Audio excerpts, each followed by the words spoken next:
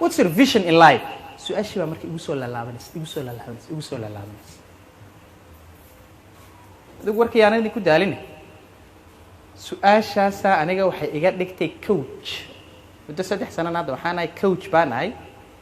waliba hadda waxaan haystaa shahaadooyin caalamiyo very certified aan haystaa oo life coaching-ka iyo tababarada ku saabsan marka iminka adiga haddaan ku weydiiyo su-aasha what's your vision in life waxaa laga yaabaa meelaha qaar sidaan anigu wax u madmadoobiyey adiguna iminka inaad u madmadoobeyn karta ya laakiin wax cad aysan jirin wax cad oo qeexan inaysan jirin my dear brothers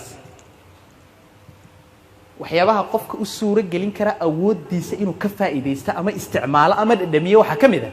ahdaaf markaa leedahay waliba ahdaaftu iskuma jirtee markaad leedahay clear goals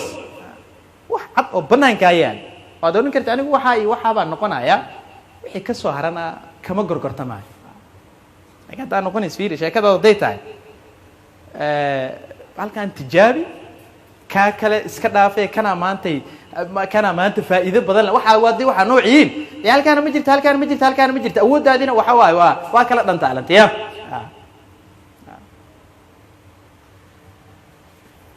tas marka waxaa la yidhahdaa marka qofku tusaale ahaan bilowgiisa hore hadduu ku dhaqmo ama jesi uu isticmaalo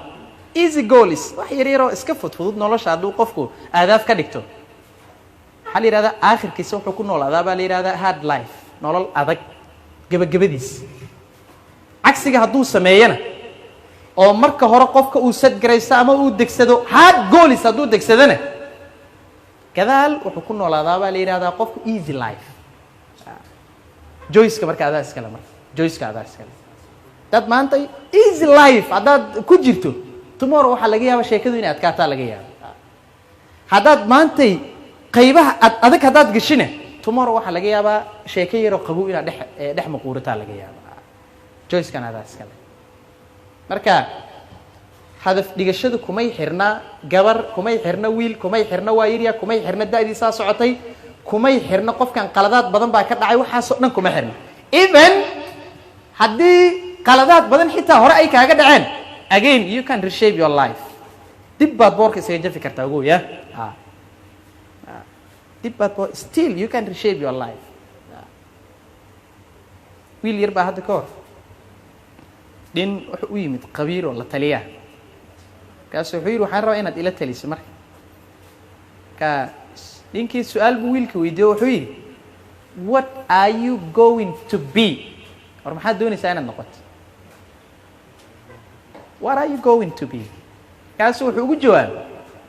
noloshayda waxaan rabaa wax weyn inaan sameeyo wax weyn adigu fasir marka markaasu wuxuu yidhi wiilkaygiyo waxa aad ku jawaabtay iyo riyo maalmeedku waa isku mid day dreaming waa taqaanaan mo riyo maalmeed waxaad ku dhawaaqday iyo riyo maalmeedku wuxuu yidhi waa isku mid maxaa laga jeedaa waxaa lagala jeedaa waxa aad noqonayso ama hadafkaagu haddaanu caddayn idaasani maar macno badan ma soo kordhinaysa mideeda kalena markaad leedahay big goals markaad leedahay big dreams waxay ku gaarsiin karaan maanta meel aadan keligaa tegi karin bay ku gaarsiin karaan dad aadan la kulmi karin bay kula kulmisiinaan meelo aadan maanta booqan karin ahdaaftaada ku geyn karta inta hadda noloshaadu ay tahana waa your dreams your goals dadka iska caadiga aad la sheekaysatid waxaa sababay goaliskaagaa sababaya ilaa nolosha meeshaa taabsatid waa moo marka haddaad doonaysid inaad meelo cajiiba inaad tagtid dad waaweyn oo cajiiba inaad wakti la qaadatay haddaa u baahan tahay set a big goals have a big vision intaasay kaaga xirantay for example anigu hadda xilligaan la joogo 3 sanaan waxaan ahay tababare adduunyada hadda waxaan ku leeyahay dad kala duwan baan ku leeyahay oo aan ku tababaro qaab online si isku haleel ahdaafteeda ii geys dad kala duwan oo magac iyo sumcad lahaan communication la sameeya iyaguna ila soo sameeya because of my goals mustaqbalkan waxaan rajeynaa meelo waaweyn inay igeeyaan baan rajeynaa marka sheekadu it's all about goals waxaa la yidhahdaa marka guusha 90% waa hadaf 10 kalena oo wax yaroo lagu dardaraa la yidhahdaa marka haddaadan hadaf lahayn it means 90% maba haysid ya maba haysid xaggee marka la doonaya marka noloshaada inaad ahdaaf ka dhigatay xaggee la doonaya horta qofka bini aadamka noloshiisa asaga u madax banaan cid hadda looga sheekeynaa ma jirto wax ku muhiimka adaa og waxa aad jamanayso aad jeceshahay adaa og marka areaska muhiimka oo qofka la doonayo inuu ka degsado life goals waxa kamid ah education barashada kale inay ahdaafkaaga degan tahay waa very important hadday diin iyo maadi inta baahan lahayd aakhiradaada inay ahdaafkaaga degan tahay waa very important dukaan ma joogaysiya ay adduunyadaada laftirkeeda inay ahdaafkaaga degan tahay waa very important caafimaadkaaga inay ahdaafkaaga degan tahay xiriirada bini dadka aad leedahay yani xiriirinta qaraabadi waxyaabahaas oo dhan waa inay ahdaafkaaga degan tahay haddii kale noloshaada ma noqonayso balanced ma noqonayso iskuma dheelitirnaanayso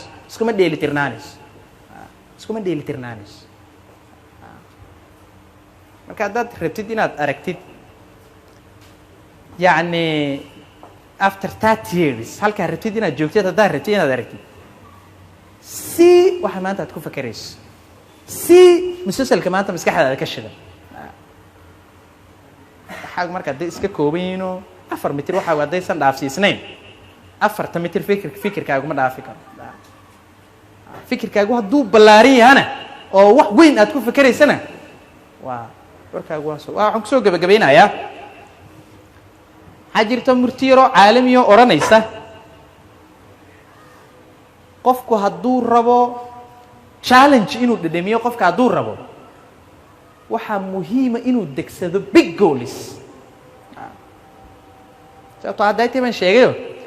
easy goals waxay kugu hogaamin doonaan hard life hard goals laakiin waxay kugu hogaamin doonaan easy life ka maqribkiina waa la joogaa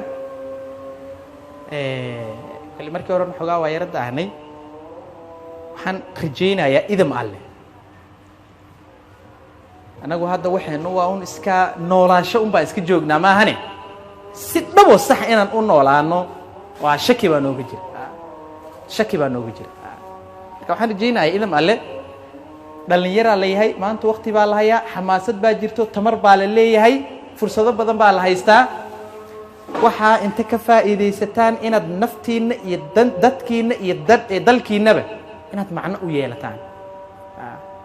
kusoo gabagabayna marka the last point haddaad dib isku eegto oo ay kuu soo baxdo inaadan wax goal ama wax vision aadan lahayn waxaad ka shaqaynaysaa qof kale hadafkiisa aad ka shaqaynaysaa that's very simple ma dhacaysaba either adaa wax leh ama qof kale wixiisa ka shaqaynaysaa oo labadaas aad wax leedahay marka ambali haddaadan wax lahayna qof kale projectigiisa aad faraha kula jirtaa oo labadaas marka shaqaysa ama lagu shaqeeyo salaamu calaykum